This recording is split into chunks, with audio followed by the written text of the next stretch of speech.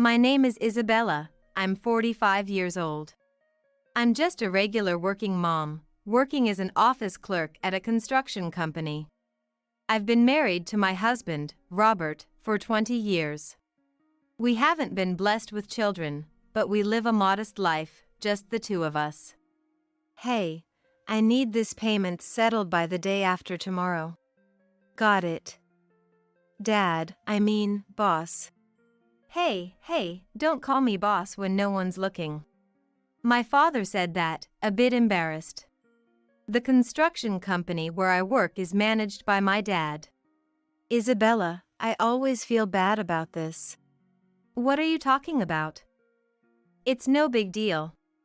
I've heard that family-run businesses often have bosses who make decisions unilaterally, but my grandfather, the previous owner, was a humble and friendly person. Dad is similar, he never acts arrogant.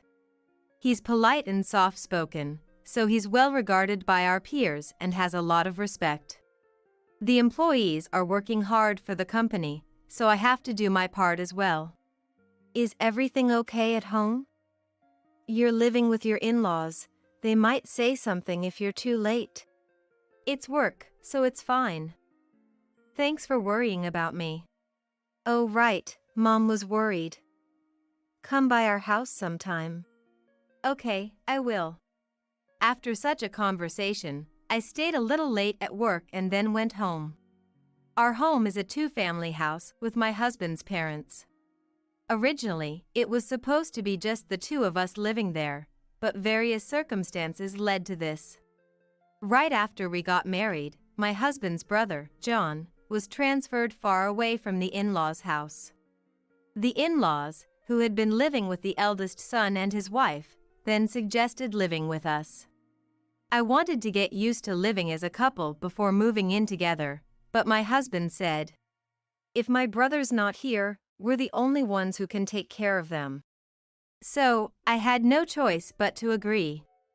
I thought it was unfair to bring up living together after getting married, but my dad made a suggestion. Why don't you build your own independent two-family house? That way, you can maintain your privacy, and it'll be better than living at their parents' home, right? Indeed, that made me feel a bit better. We decided to build a two-family house for living with the in-laws, using land owned by my dad. And the old in-laws' house was to be demolished. The land is in Dad's name, and the building is in mine. Though the house should have been in joint ownership with my husband, he said. You're the one who wanted to build it, right? I can't afford to take on a loan. So, he stayed completely out of it. Robert's a photographer. His work is irregular and busy, yet his salary isn't that high. Being freelance must be tough for him. And the in-laws thought the same as my husband. So, reluctantly, I ended up taking on all the house-related payments. Before I knew it, 20 years had passed since we started living together. When I got home from work, Robert was already back. I'm home. You're already here. Yeah, I am. I'll get dinner ready soon. As I was changing and heading to the kitchen, I heard the sound of someone rushing up the stairs, and my Mil Grace barged into our second-floor entrance. She sat down on the sofa as if she owned the place. Grace, what's wrong? I just met a friend. She has 4 grandchildren, you know. I'm so envious. Why did someone like you have to be my son's wife? Here we go again. This is typical Grace. She seems to find joy in tormenting and berating me, always looking for a chance to attack me for not having children. I really don't want to end up like this woman. What do you need? What's with that attitude?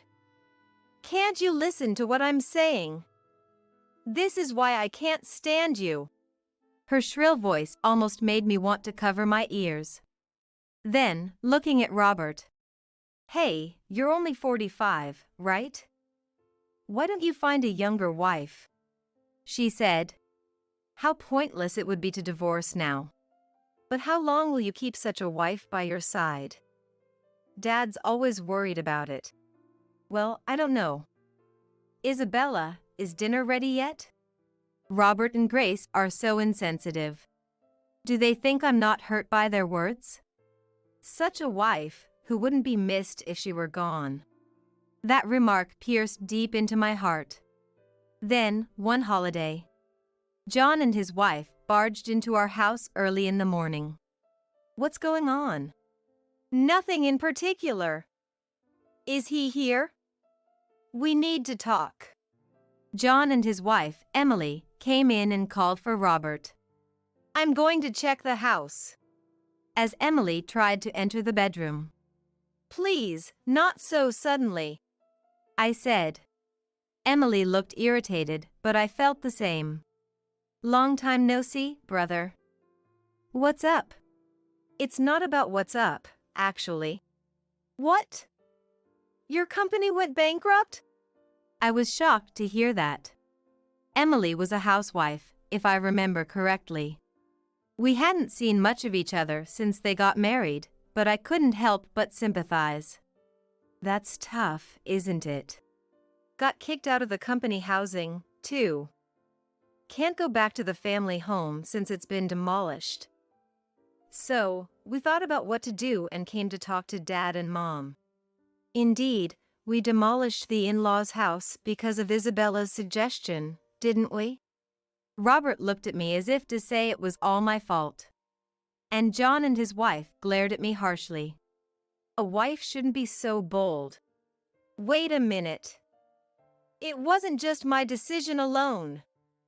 We all agreed on it after thorough discussion. I immediately countered. The reason we demolished the in-laws' house back then was because it was so run down, it no longer made sense to keep it. After considering the taxes and maintenance costs, Dad, who knows a lot about real estate, explained that it would be better financially to demolish it and sell the land, and both the in-laws and Robert had agreed. Yet now John was unfairly blaming me. But still, for a wife to have a say in her husband's family home, isn't that a bit presumptuous? Really, how brazen can you be? That's my line. I don't want to hear it from a couple who shows up unannounced early on a weekend. Hey, can't you say something? We discussed this and made the decision together, right? I looked to Robert for support. But Robert was of no help. Well, back then, it was like we were swayed by you and your dad, he said, as if I had dictated everything on my own. You should think about your position. You're already a nuisance, being childless and all. Exactly. A woman only becomes a wife in the true sense once she has children. With that, John and his wife left our house. What was that about? That was awful. Calm down. It's all in the past, isn't it? How can you say that? It makes me out to be the bad guy. But isn't that the truth? You were the one in charge back then. Robert said that and went back to the bedroom. Left alone, I was filled with frustration. Even though we had made the decision together, in my husband's mind, it was all my doing. And he didn't even try to defend me when his own brother was blaming me. My dissatisfaction with Robert kept growing. After that, our conversations gradually decreased. The reason we had managed as a couple for 20 years without major issues was that I always acted as if nothing bothered me. Grace always badmouthed me, and Robert never defended me. On top of that, his attitude was always so insensitive. I couldn't stand it anymore. Could we really continue as a couple like this? These thoughts were crossing my mind. Then, finally, an incident occurred. One day when I returned from work, the house was unusually noisy. As I opened the front door, the in-laws and Robert were frantically moving stuff around. I'm home. What are you doing? I asked Robert, but my father-in-law David answered instead. We're moving your stuff out. You sure have a lot for a woman. Don't you have any restraint? Why shouldn't a woman have her own possessions? His outdated views on women and their belongings were baffling, but I couldn't dwell on that now. Wait a minute. What's going on? The one who answered me was the ever-so-spiteful Grace. We've decided the eldest son and his family will live here. They've lost their jobs and have kids to care for. It's heartbreaking. So, we're offering them this place to live. As parents, we should help our children when they're in trouble. Hurry up and pack your things. I couldn't comprehend this. And my husband, why was he complying with such an unreasonable demand? Wait, where are we supposed to go? We can live on the first floor, can't we? What? This was absurd. The reason we built this two-family house was to minimize our time with the in-laws. How can you accept such an arbitrary decision? Why are you so detached from everything? I was infuriated by Robert's apathy towards our marital issues. Then, Grace, who had been listening to our conversation, approached me angrily. If you have so many complaints, just leave. I never liked you from the start. Always acting like a know-it-all. There's no place for you here anymore. Get out. David joined in, echoing Grace's sentiments. Isabella, you're a failure as a wife. A wife should just say yes at all times. It's because you can't even do that, you're called a failure. I had reached my limit. I regretted allowing these people to live in my home for 20 years. That day, I took only the essentials and immediately sought refuge at my parents' house. I was anxious about leaving my belongings behind, but I just needed to get away from there as soon as possible. My parents were shocked to see me arrive so hastily. Isabella, what happened? Why are you in such a rush? Dad, Mom. I can't take it anymore. Seeing my parents, I broke down in tears. They always worried about whether I was living comfortably or going through hardships. I tried to be strong and not worry them, but that day, my emotions exploded and I couldn't stop crying. I told my parents everything that had happened. Usually calm and collected, Dad and Mom's expressions gradually changed as they listened to my story. I can't believe they treat someone's daughter like this. Dad said quietly, his eyes narrowed in anger, resembling an immovable deity. I'm sorry, I never said anything. We built a duplex on Dad's land, but I couldn't bear to tell you about the problems with the in-laws. Don't worry about it. We've only ever wanted your happiness. Dad reassured me, and I teared up again. They think they can do whatever they want after kicking Isabella out? Unacceptable. Maybe we should teach them a lesson, Dad. Let's do it. Isabella, we're going to their house this weekend. Stay here until then. So, I spent the week at my parents' house before returning with them to confront the in-laws. When we arrived the following week, Robert, his brother and wife, and the in-laws were still busy moving things. Look at this vanity, it's lovely. I'm going to use it. Oh, that's Isabella's favorite. Go ahead and use it. Robert casually agreed to Emily's request. How could they be so callous with other people's belongings? And Isabella, making us deal with all this stuff while you're off doing who knows what, Emily sneered. So, I made a dramatic entrance. Who asked you to clean up? Everyone, including Emily, froze at my sudden appearance. John's children were innocently playing in the background. Not wanting to involve them, I asked Emily to take them downstairs. Once we were seated, the in-laws started. Doesn't Isabella have any common sense? Making the in-laws sort her belongings. Really? Because of you, our move is delayed. What are you thinking? That's my line. And then John and his wife chimed in. Isabella, aren't you being a bit selfish? Yeah. We're not free to deal with this mess you've left us. The audacity of people trying to move into my house. No need to let them have their say anymore. Dad spoke up calmly. So, you're trying to evict my daughter, the legal owner of this house, to make room for your own family? Maybe you should reconsider whether that's legally permissible. Eh? Owner? What do you mean? John and his wife looked puzzled, turning to the in-laws and Robert. But they just stood there, dumbfounded, not understanding what was being said. Don't you understand? I am the owner of this house, and Dad owns the land. How do you think you can do whatever you want without the owner's consent? But I'm your husband. I have rights, don't I?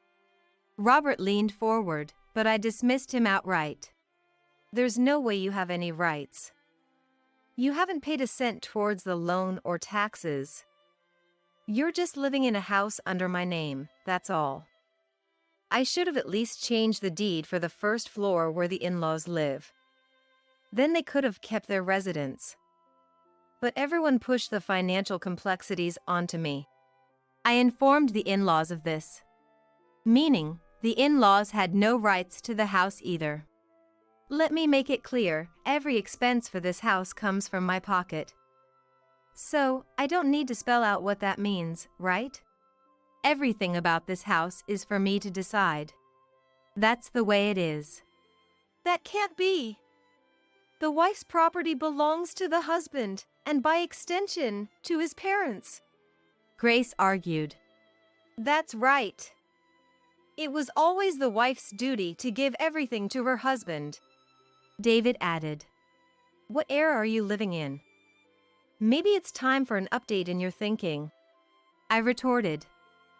Everyone was stunned by my words, clearly not expecting such a response. Dad then delivered the final blow.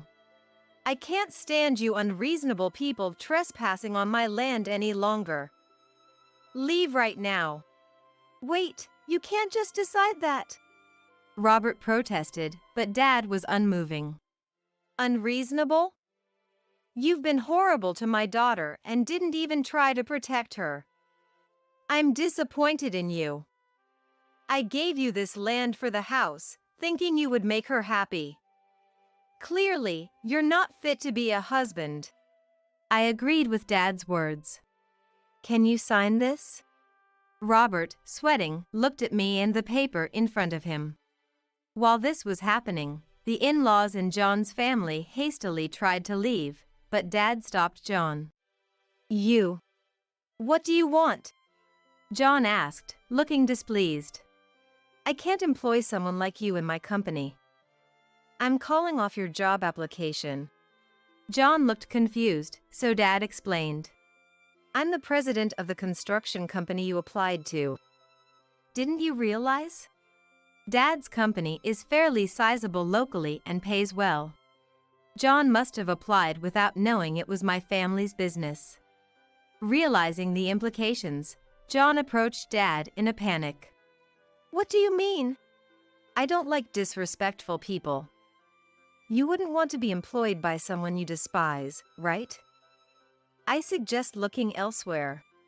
Please, at least let me interview. I'm busy, sorry. With that, Dad dismissed John. Afterward, my husband and I officially divorced. I had no obligation to let strangers live in my house, so I asked everyone to leave. They complained about not having a place to live. If you pay rent, you can stay. That's my final act of kindness. I offered. This is the last act of kindness. $1,500 a month? That's cheap for this area. How about it? At this, Robert protested. I can't afford that on my salary. Dad and Mom live on pensions, and my brother is unemployed. You know our situation, right? Yeah, I know. If you can't pay, you have no choice but to leave. It's a shame, isn't it? Isabella, please. Come back to being the kind Isabella you used to be. That's impossible. I've learned the hard way during our 20 years of marriage how pointless it is to show mercy to your family. Don't rely on me anymore. After I kicked them out, I decided to rent the house through a real estate agent my father knows. I heard my ex-husband and the in-laws are somehow managing to live in an apartment. I wonder if they can really adjust their financial habits and survive. I doubt it, but as for John, he's struggling to find a job. Apparently, he applied to dozens of companies, and the only one that accepted his application was my father's company. That's why he was so desperate back then. Given his age, finding a new job must be really tough. As for me, I moved back to my parents' house and got involved in the management of the company. At 45, I've started a new life, feeling a bit lost, but living each day with determination. Dad, thanks for everything. Isabella, it was tough for you. Well done for now. Marriage is hard, isn't it? You and Mom managed to stay together and get along well. That's amazing. Don't be silly, we fight plenty too. Then why are you so close?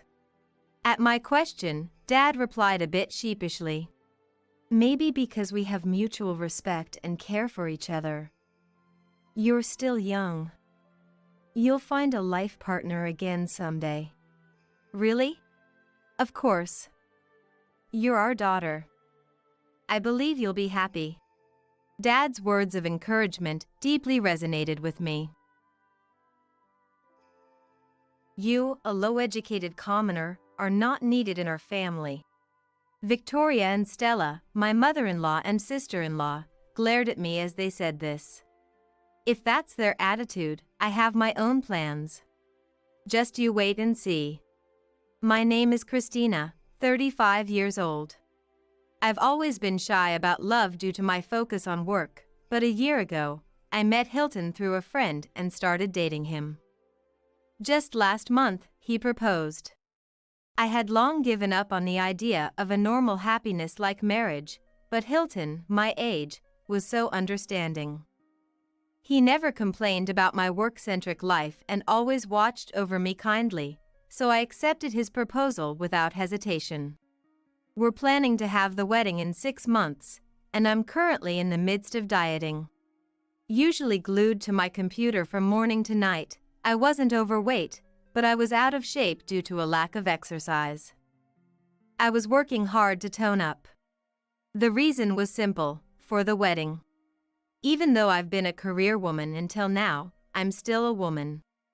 I wanted to wear my wedding dress, likely a once-in-a-lifetime event, in the best shape of my life.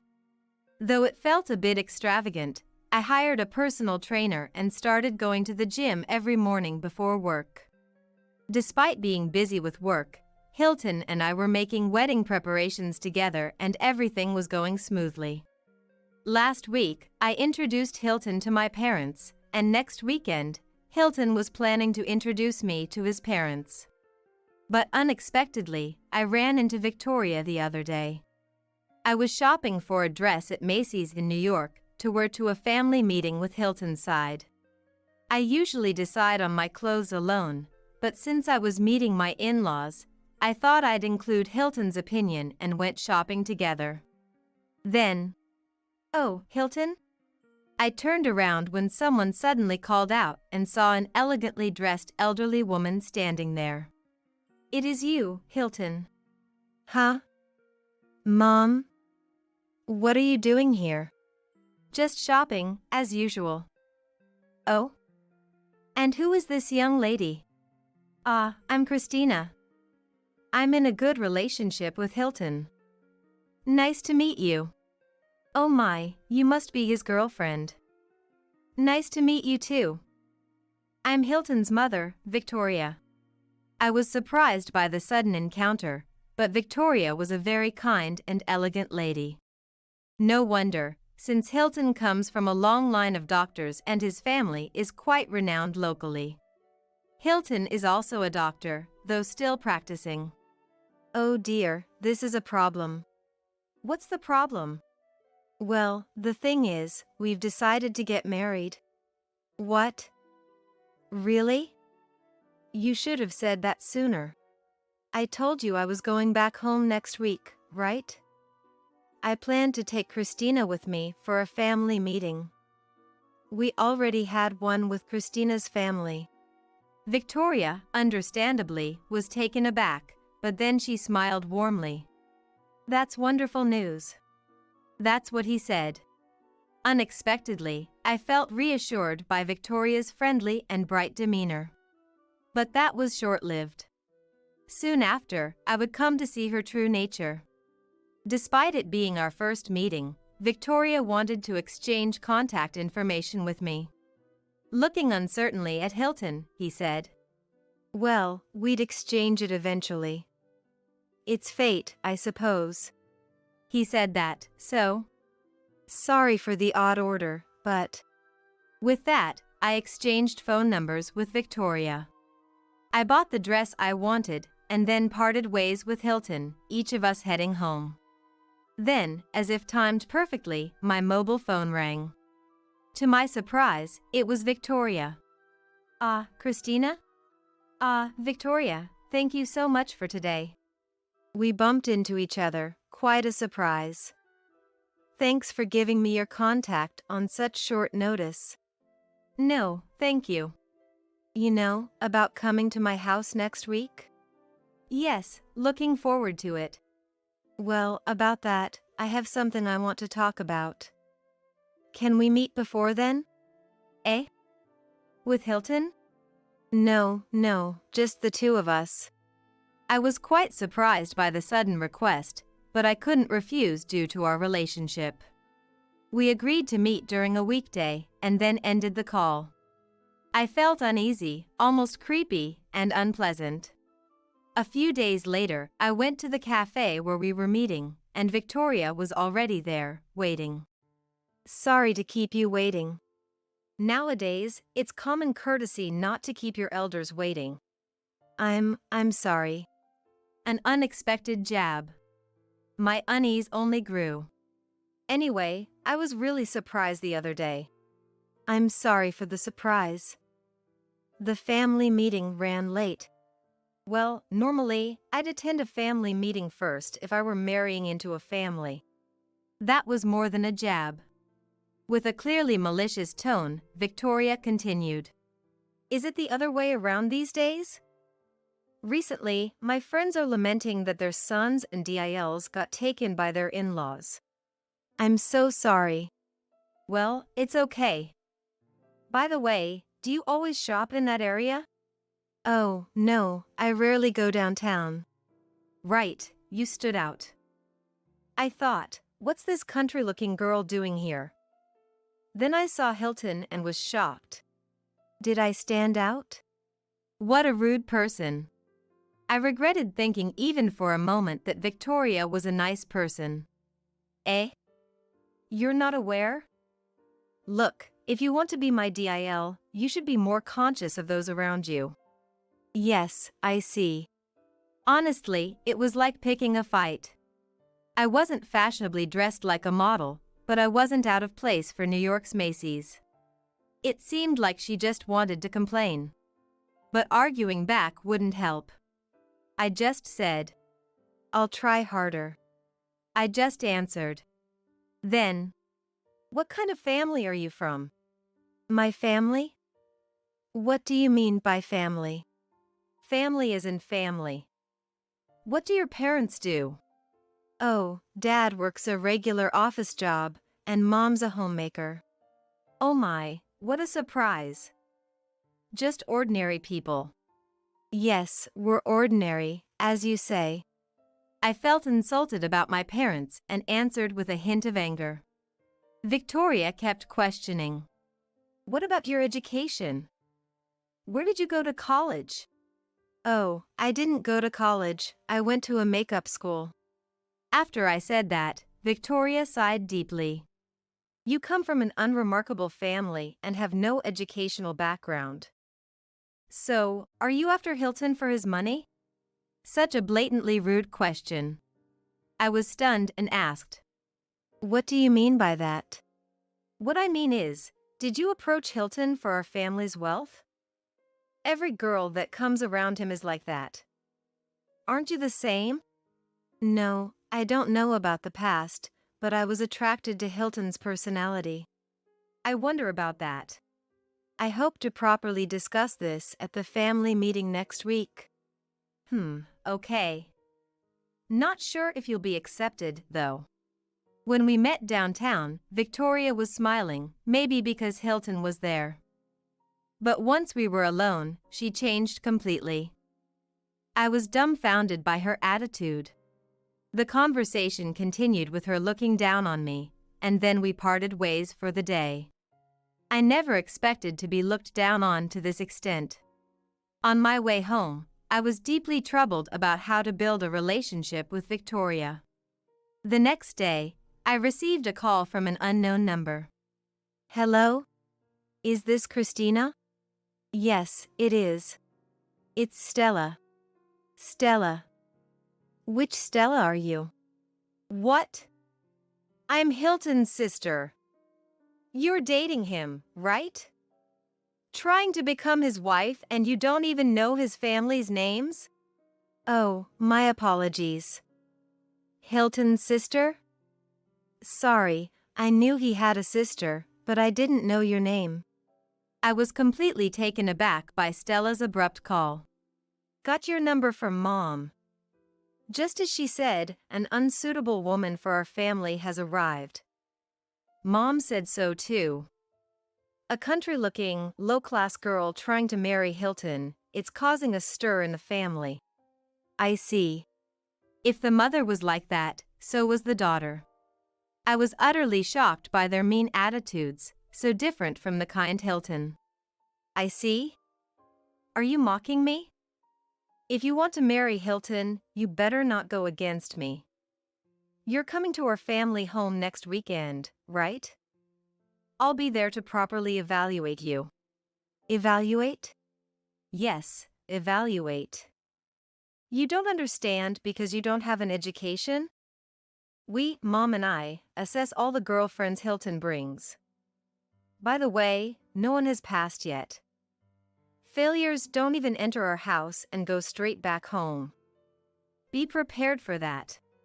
Now I understood why Hilton rarely talked about his family. Given their attitude, he probably wanted to establish facts at my home first, then forcefully push through at his own home. He likely didn't tell me to avoid making me anxious. Also, bring a proper gift. I'll send you a message later about what to bring. It'll be around $300, not much. If I may say, I'll discuss the gift with Hilton. A $300 gift requirement was unheard of. Do you understand your position? You're asking to marry Hilton, and you're not trying to please us? Don't you understand that without a college education? You're supposedly working, but probably just a receptionist or something trivial, right? Without learning the norms of being a working adult, you don't understand. Remember your place, you're the one asking to be our DIL. Are you really even working properly? I couldn't let this go. I responded angrily. To return your words, I have been working properly since graduating from school. If that's the case, it's even more unbelievable. I worked at a major consulting firm until recently, but you wouldn't be of any use there. I tried to change the subject. Speaking of which, I heard from Hilton. You're changing jobs, right? Getting hired immediately as a mid-career professional, you must be talented. I flattered this arrogant woman, and as expected, she took the bait. Of course. And it's at a trendy IT company, too. The one with the makeup app and the slogan, "You can be anything." You've heard of it, right?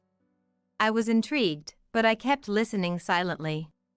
I'll be in a programmer position. When you're at my level, you get hired instantly, even without programming experience. Wow, that's impressive. So, it's okay to be inexperienced? Well, they do prefer experienced people, but it's all about how you present yourself. Being a programmer is something you can do even without a college degree. I'd master it right after joining. But, weren't you asked for a portfolio or something? You're incredibly serious, aren't you? I just paid a friend in science to make one for me. See? That's the smart way to do it. Well, I definitely don't have the nerve to lie in an interview like that. It's not a lie if you can do it later. That's what hiring is all about. After saying that, as if realizing she had spoken too much. Enough with the flattery, just make sure to bring a proper gift, she said and abruptly hung up. I was shocked by Stella's character, just like with Victoria. I couldn't keep quiet about this and told Hilton as soon as I got the gift request message from Stella. Seriously? They said that? Sorry for not telling you. I didn't want to make you anxious. I get it. Thanks. But what should we do? I'll handle the gift thing. Also, if Mom or Stella calls again, just ignore them. Hilton's words were very reassuring.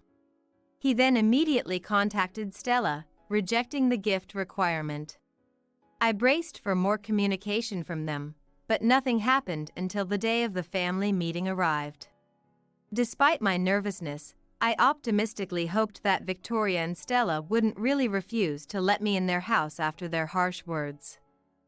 But life isn't that sweet. At the entrance, Victoria and Stella were waiting like grizzly bears, complaining about the gift and refusing to let me in. Worse yet, Stella spilled coffee on my dress and even sprinkled salt on it. Even the typically calm Hilton was furious. That's enough, Christina, let's go, he said. But I couldn't stay silent after being treated like this. Hilton, sorry. I need to talk to Victoria and Stella. It might be awkward for you, so could you wait in the car for a bit? Surprised by my determination, Hilton trusted me. Okay, he said and stepped back. I turned to face the two women and asked firmly, why do I deserve such treatment? Your presence is not suitable for our family. Can you please stay away from Hilton from now on? What specifically makes me unsuitable? Fine, I'll tell you.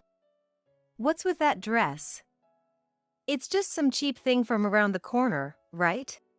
No, it was tailor-made at a store I frequently visit. It's probably nothing special. So, if it's not a fancy dress, it's okay to spill coffee on it? Yes, of course. Such a cheap thing, it's good you have a reason to throw it away. If you're going to demand compensation, that's fine. I'll pay for it. Is that so? Anything else?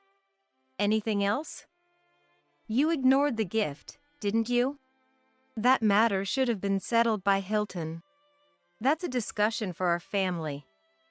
If you so badly want to be part of our family, that's a different matter, isn't it? I was fed up. In the end, there was no real reason. They simply didn't like me.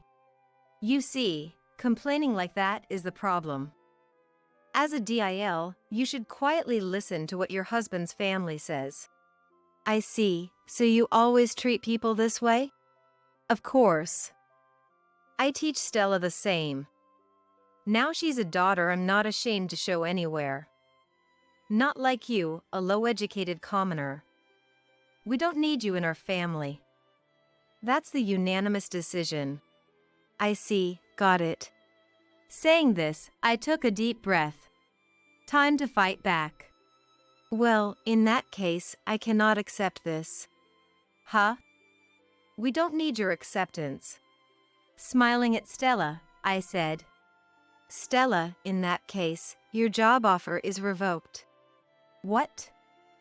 That's hilarious. What offer are you revoking? Your job offer. The one you said was secured at the company you were joining. Huh? Why do you have anything to do with it? Stella's face twitched. It's my company. I decide, right? What? What are you talking about? I intended to explain my job during the family meeting today, but unfortunately, there was no opportunity. The two were dumbstruck. They still hadn't grasped the situation. I continued to explain. The company where Stella got her job offer is the one I run. I developed an app while attending a makeup school, and it was a hit, so I started my own company. You keep calling me a commoner, but to be honest, I earn more than 5 times Hilton's income. That's impossible. Normally, I leave hiring decisions to HR, but this time I'll have a say. I have personal feelings due to this treatment. However, the main issue is Stella's false statements during her interview. Sadly, if a job offer is obtained through falsehoods, the company has the right to revoke it. Wait, just wait. You passed, you passed. Don't say that, or Stella will end up unemployed. Victoria was panicking, while Stella was in a state of shock. Unfortunately, we were looking for an experienced mid-career professional, not a beginner. We weren't recruiting inexperienced people. Moreover, our company's slogan is "You can be anything," a very positive message. We don't need people who demean others or judge their worth. Please don't say that. Let's talk. No, Victoria. Just now, you said you wanted nothing more to do with me, so Hilton and I will never pass through this house's gate again.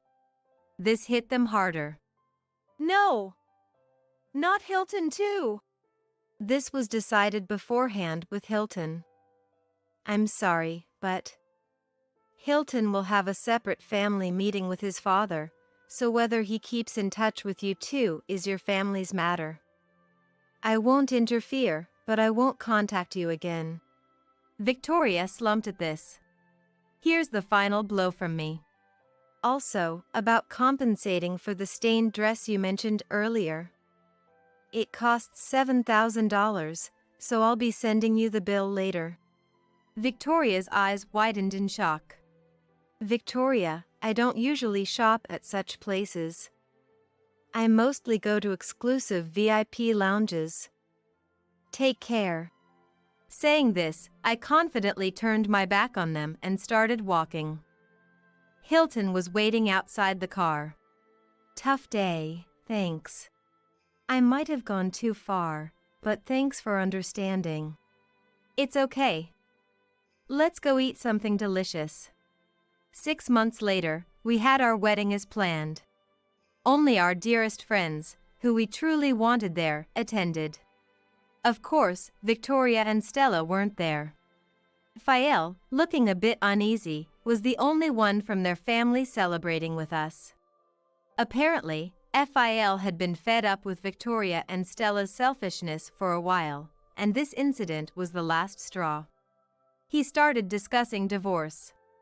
Meanwhile, Stella, whose job offer was revoked, couldn't find employment and ended up working part-time at a convenience store, the very kind of place she used to scorn. We plan to teach our children when we have them. You can be anything. But only if you don't speak ill of others and work hard. There will always be people who act superior because of their family or status, but I'm sure our child will be just fine. That's what I thought, surrounded by friends' smiling faces under a clear sky at our wedding.